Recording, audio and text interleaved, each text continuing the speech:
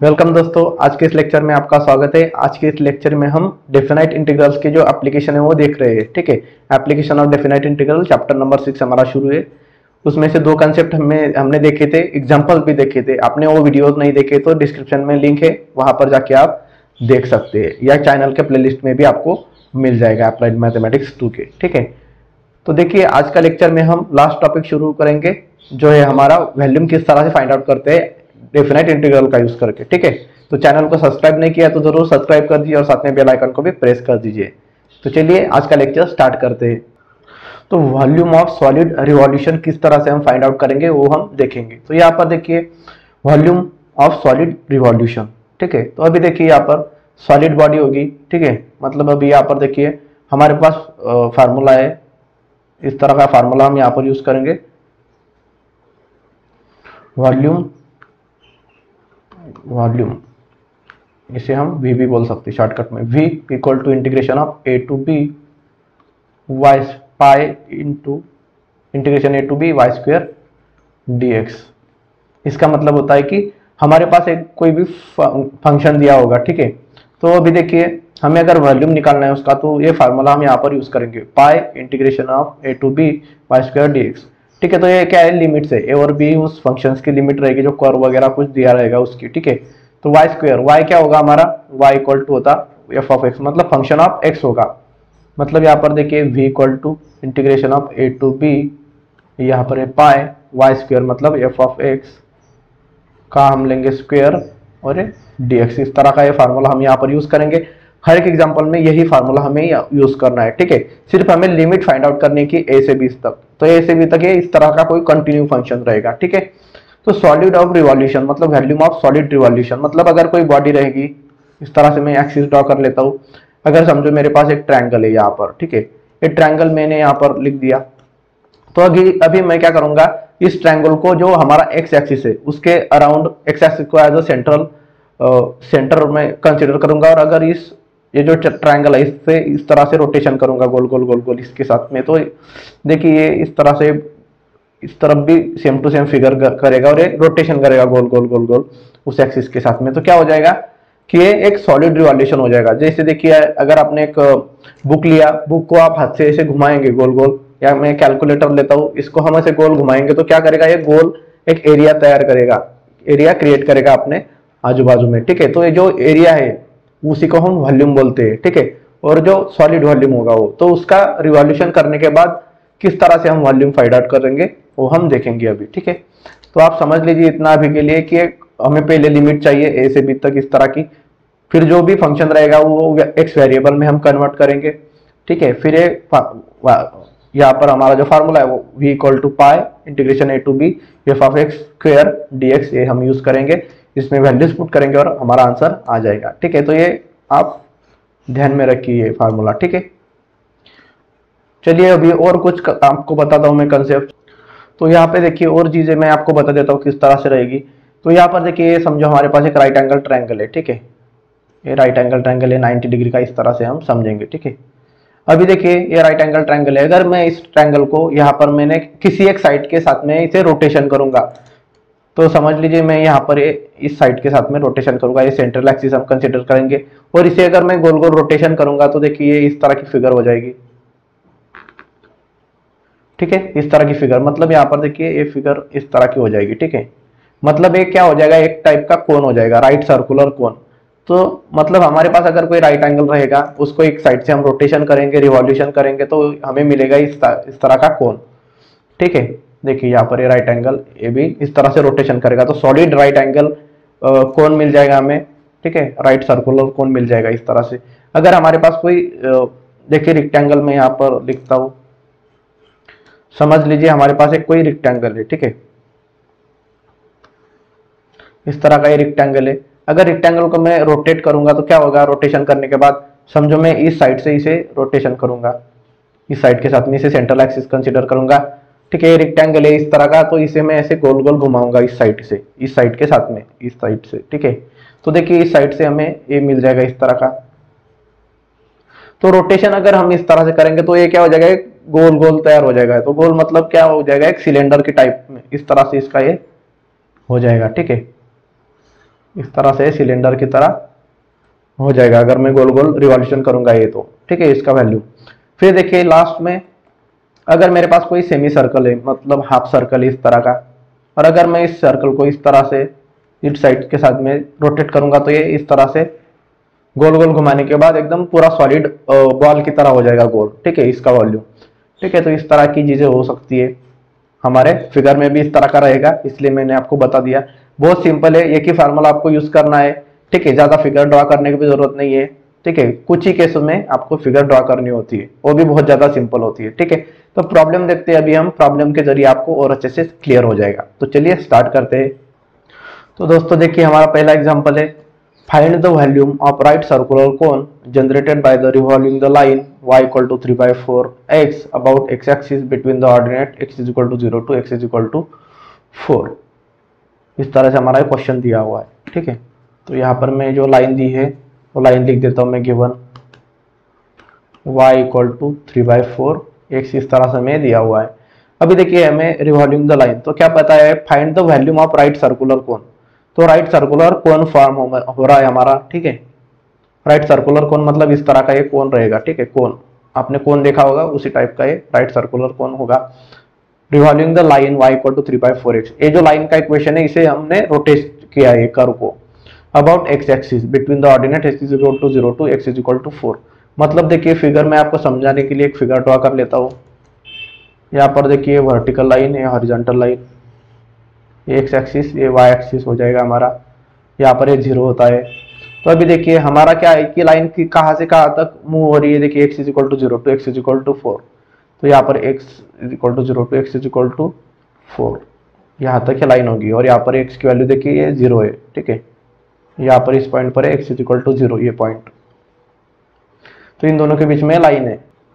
तो देखिए यहाँ पर ये 3/4 क्या हो जाता है, इसका स्लोप होता है y is equal to mx plus c, आपने फार्मूला देखा होगा। तो x का कोई c की वैल्यू यहाँ पर 0 है और m की वैल्यू क्या है 3/4, तो इस लाइन को कुछ तो भी स्लोप होगा, ठीक है। तो जरूरी नहीं कि आप एग्जैक्टली ले, लेकिन आपको समझाने के लिए देखिए इस तरह से मैं लिख देता हूँ, इस लाइन x एक्सिस के साथ में बताया, तो इस तरह से देखिए ये इस तरह का स्लोप होगा इस लाइन का, और यहाँ से यहाँ तक ये रोटेशन देखिए x इज इक्वल टू 4 तक रोटेशन हो रहा है। तो ये रोटेशन करेगी गोल गोल x एक्सिस के साथ में इस तरह से। तो देखिए रोटेशन करने के बाद इस तरह से हमारा ये राइट सर्कुलर कोन हो जाएगा, इस साइड से भी ये सेम फिगर हो जाएगी, ठीक है। रोटेशन करेंगे आप इसका तो इस तरह का ये फिगर हो जाएगा, और हमें फिर ये सॉलिड मिल जाएगा। इस सॉलिड का हमें वॉल्यूम निकालना है ये पूरा, ठीक है। तो देखिए कोई भी फिगर हो, फार्मूला एक ही हमें यूज करना है, ठीक है। आपको समझाने के लिए मैंने फिगर ड्रॉ किया, अगर आपने फिगर नहीं ड्रॉ की डायरेक्ट फार्मूला यूज किया तो भी आपका आंसर आ सकता है, ठीक है। तो यहाँ पर देखिए वॉल्यूम ऑफ सॉलिड रिवॉल्यूशन, ठीक है। तो देखिए वॉल्यूम किस तरह से आ जाएगा, ये राइट सर्कुलर कोन का volume is equal to, formula है हमारे पास y x is equal to pi integration of a to b y square dx।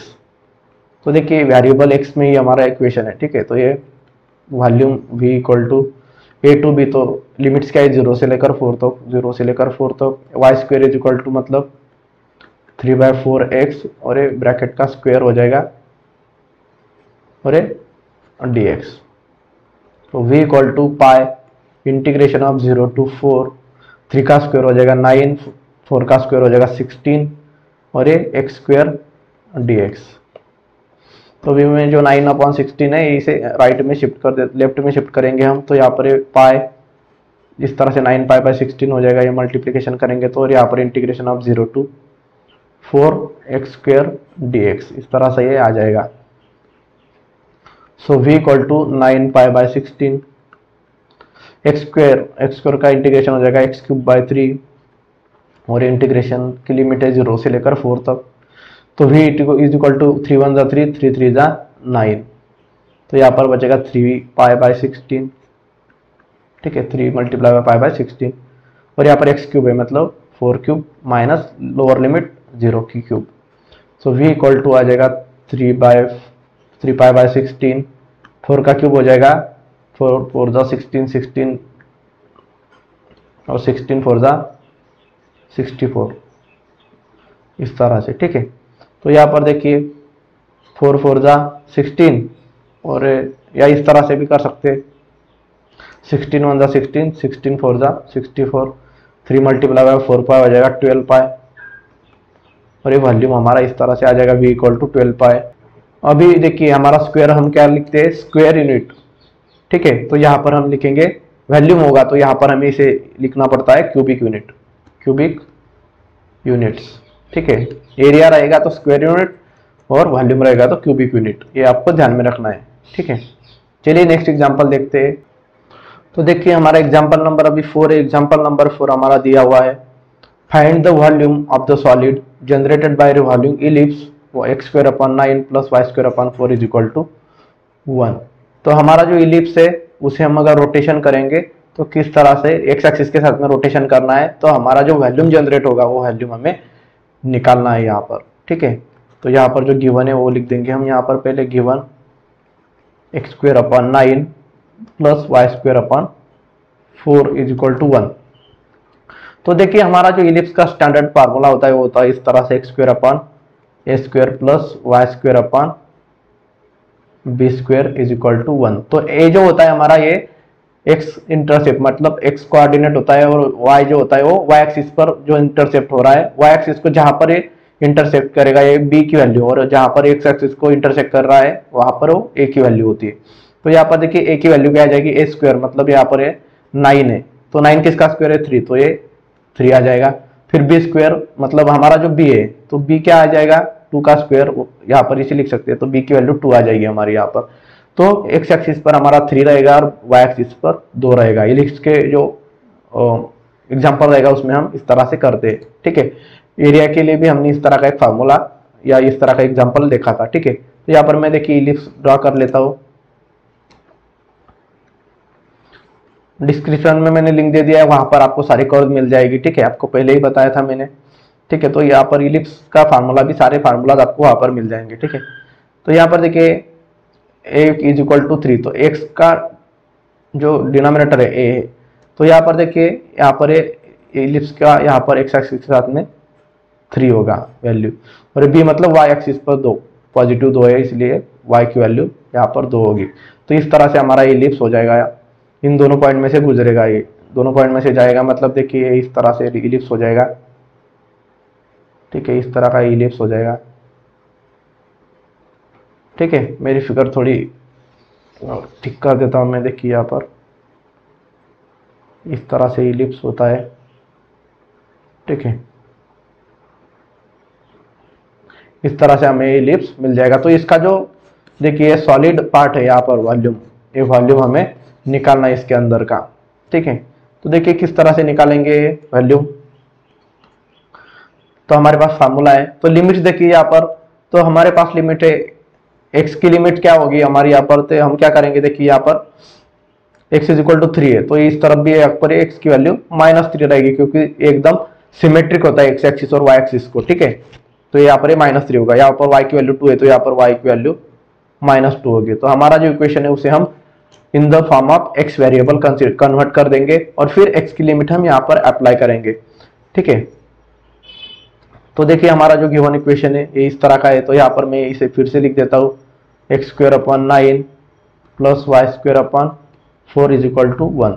तो यहाँ पर देखिए मैं क्या कर देता हूँ, 4 से 4x स्क्वायर, यहाँ पर 4 से x स्क्वायर को मल्टीप्लाई करेंगे, 9 से y स्क्वायर को मल्टीप्लाई करेंगे तो ये 9y स्क्वायर हो जाएगा, और फिर 9 को 4 से 36 इज इक्वल टू 1।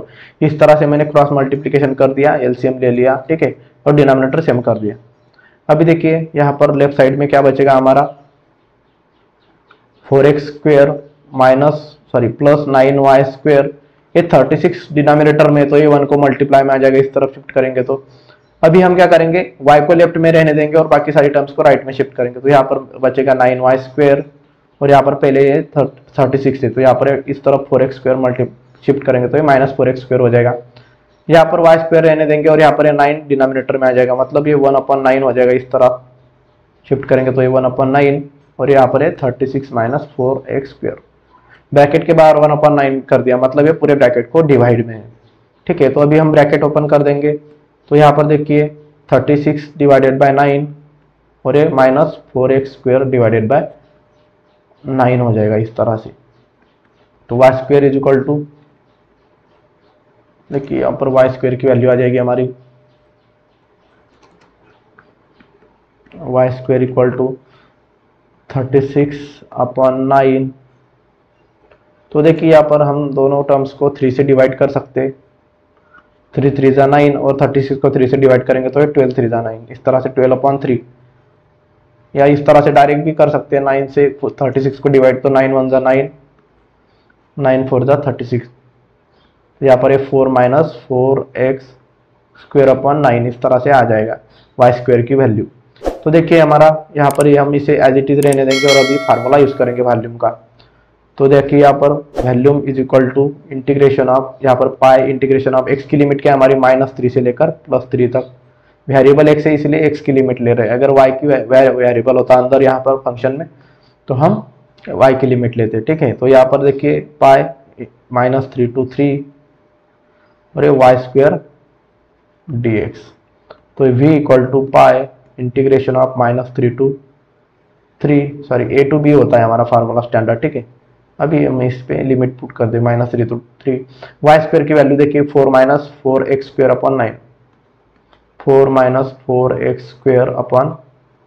9 और ये dx आ जाएगा। सो ये v इक्वल टू पाई। तो यहाँ पर मैं सेपरेट इंटीग्रेशन अप्लाई कर देता हूँ अंदर। तो यहाँ पर इंटीग्रेशन ऑफ 4 यहाँ पर बाजू में आ जाएगा और ये -3 to 3 dx और ये -4/9 बाजू में निकाल लेंगे और इंटीग्रेशन ऑफ -3 to 3 इस तरह से आ जाएगा, ठीक है। और यहाँ पर देखिए फिर ये हो जाएगा x² यहाँ पर और dx। तो ये देखिए इस तरह का ये फार्मूला हो गया। यहाँ पर मैं आपको लिख देता हूँ, ठीक है। डेफिनेट इंटीग्रल में हमने देखा था integration of -a to a f of x dx। तो यहाँ पर देखिए इसका आंसर होता है -2 into integration of 0 to a f of x dx। कब? जब ये इवन होगा तब, नहीं तो वैल्यू हो जाती है 0 जब ऑड होगा। तो यहाँ पर इवन है क्यों ऑड है चेक करेंगे। तो यहाँ पर मैंने आपको बताया था x की पावर अगर इवन होगी, वेरिएबल की पावर इवन होती है तो यहाँ पर इवन फंक्शन होता है। तो यहाँ पर x² है तो इवन है, और ये दूसरा वाला देखिए इसमें x ही नहीं है, मतलब a भी इवन रहेगा। तो यहाँ पर देखिए इस तरह का ये हो जाएगा 2 v इक्वल टू पाई और ब्रैकेट के अंदर देखिए यहाँ पर फिर 4, यहाँ पर 4 है 12, ठीक है। तो यहाँ पर ये 2 4 मल्टीप्लाई बाय 2 हो जाएगा, क्योंकि यहाँ पर देखिए फार्मूला में 2 है और ये इंटीग्रेशन ऑफ फिर 0 से a मतलब 0 to 3 और ये dx फिर -4/9 इसे भी 2 से मल्टीप्लाई करेंगे क्योंकि यहाँ पर बाहर 2 है, और फिर इंटीग्रेशन ऑफ 0 to a मतलब 0 to 3 और ये x² dx इस तरह से आ जाएगा। अभी हम इसका इंटीग्रेशन लेंगे। सो v इक्वल टू हो जाएगा पाई है बाहर ब्रैकेट के 4 2 हो जाएगा 8, इंटीग्रेशन ऑफ dx हो जाएगा x। तो यहाँ पर x और लिमिट से हमारी 0 से लेकर 3 तक, फिर -4 2 8/9, फिर x² का इंटीग्रेशन हो जाएगा x³ 3 और लिमिट से इसकी 0 से लेकर 3 तक और bracket complete. So v equal to pi, तो ये 8 और यहाँ पर x की वैल्यू पहले 3 फिर 0 पुट करेंगे, -8/9 3 27। तो यहाँ पर x³ बचेगा, x³ मतलब 3³ और फिर 0³ इस तरह से लिमिट पुट कर देंगे और bracket complete. So v equal to pi, तो 3 - 0 3, 8 3 24 हो जाएगा यहाँ पर। इसी तरह से 3³ हो जाएगा, 3 3 9 9 3 27। तो यहाँ पर ये 27, ये 3³ और 27 कैंसिल हो जाएगा क्योंकि 27 - 0 27 ही बचेगा और यहाँ पर बचेगा -8 इस तरह से। तो v इक्वल टू हो जाएगा 24 में से 8 गया तो 16 और यहाँ पर ये पाई मल्टीप्लाई में, तो ये क्यूबिक यूनिट्स इस तरह से हमारा वॉल्यूम आ जाएगा 16 पाई क्यूबिक यूनिट्स, ठीक है। इस तरह से हमें वैल्यू निकालना है, ठीक है। चलिए नेक्स्ट एग्जांपल देखते हैं। तो चलिए दोस्तों अभी नेक्स्ट एग्जांपल देखते हैं हम, एग्जांपल नंबर 5। एग्जांपल नंबर 5 हमारा, find the volume obtain bye revolving the area under curve 9x² - 4y² = 36 in the interval from x = 2 to x = 4 about x axis. तो हमें एक कर्व का इक्वेशन दिया है और क्या फाइंड आउट करना है, वॉल्यूम फाइंड आउट करना है, और लिमिट भी दी है x = 2 to x = 4। तो हम यहाँ पर फिगर ड्रा करने की जरूरत नहीं है, डायरेक्ट हमारे पास लिमिट है, लिमिट का यूज करके हम निकाल सकते हैं। तो पहले जो गिवन कर्व का इक्वेशन है उसे हम लिखना पड़ेगा। तो ये 9x² गिवन है हमारा, 9x² - 4y² = 36।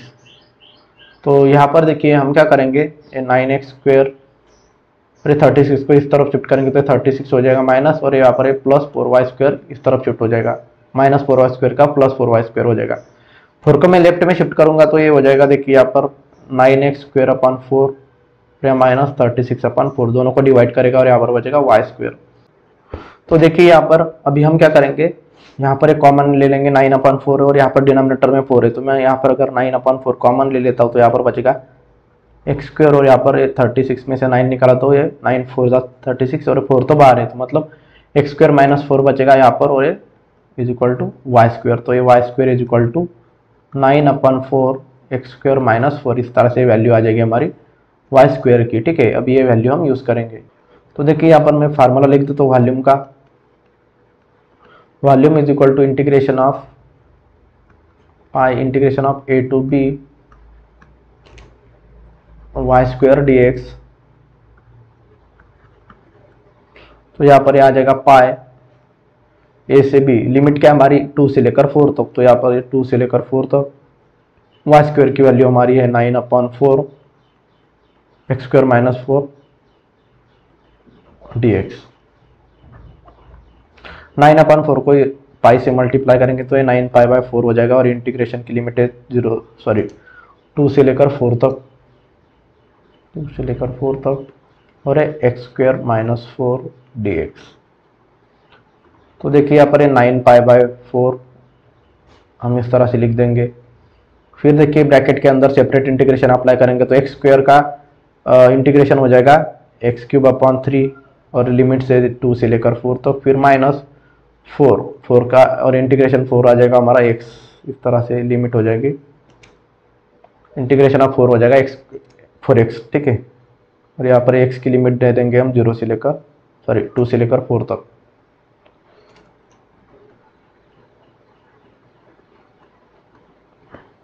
और ये dx। फिर देखिए v = 9π/4